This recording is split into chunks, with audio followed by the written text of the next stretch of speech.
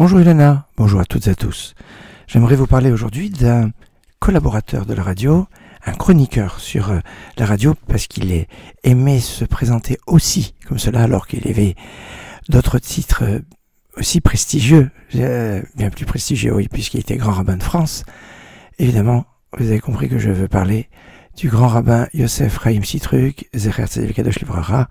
Le grand rabbin Yosef Chaim Sitruk, eh bien aujourd'hui, c'est sa Hiloula, c'est le jour anniversaire de sa disparition, le 22 Elul, c'était un 25 septembre. Alors c'est 25 septembre 2016, ça correspond au 22 Elul, c'est exactement comme aujourd'hui, c'est quand même surprenant. Il est né en 1944 à Tunis.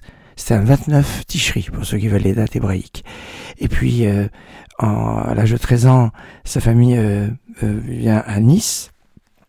Il va après suivre des études au séminaire israélien de France. Entre-temps, il a été éclaireur israélien de France. Et après ses études au séminaire rabbinique, il va étudier en yeshiva Sherit Yosef, dans la ville de Ber Yaakov, sous la direction de Rav Nissim Toledano. Rav Nissim Toledano qui était un élève du Rav Shach. Le grand rabbin va revenir après en France pour être l'adjoint du grand rabbin Warshawski à Strasbourg pour s'occuper de la jeunesse. En 1975, il va être nommé grand rabbin de Marseille, où il exercera pendant 12 ans, date où il va après, en 1987, être élu pour être grand rabbin de France. Il le sera jusqu'en 2008. Pendant 21 ans, il aura donc cette position de grand rabbin de France.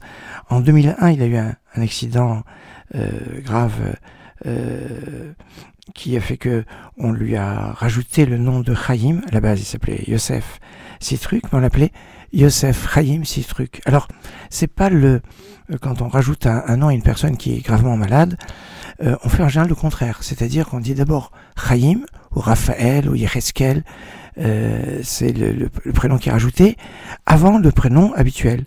Donc, normalement, on aurait dû l'appeler Chaim Yosef Sitruk, et certains l'appelaient comme ça, mais ça a été fait sous la direction du Rav Kadouri. Et le Rav Kadouri avait évoqué le srout du Ben Ishraï, dont la Hiloula est le 13 Elul, dans le mois d'Elul, quelque chose d'assez intéressant.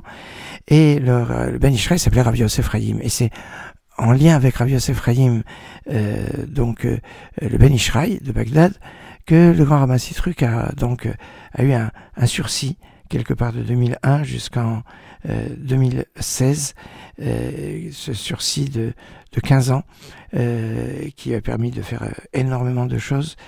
On pourrait dire que c'est le 22 Elul, 22 comme les 22 lettres de l'alphabet, c'est un peu ce qui est à l'honneur actuellement avec les Slichot, où dans les Slichot on retrouve 12 fois l'alphabet, qui est un peu un écho, où à Tisha B'Av, il y avait l'alphabet qui était en pleurs, ou dans la Megillat Eicha, les Lamentations de Jérémie, on retrouve 7 fois l'alphabet, en fait 6 fois et une fois dans le désordre. Et ce principe de l'alphabet va être quelque part exprimé au jour de Kippour et pendant cette période des Slichot à travers les Slichot et le vidouille notamment, la confession. Alors il y a ici une force sur cette période, sur le 22. Il était 21 ans grand rabbin de France, à 21, 22, si on compte les bornes ou pas, ça a toujours la discussion. En tout cas, je voulais rendre hommage à ce grand rabbin qui a été qui a marqué toute la communauté juive française, un point remarquable qui a changé le paysage, je dirais, religieux du judaïsme français, le grand rabbin Yosef Chaim Sitruk Zatzal. Excellente journée.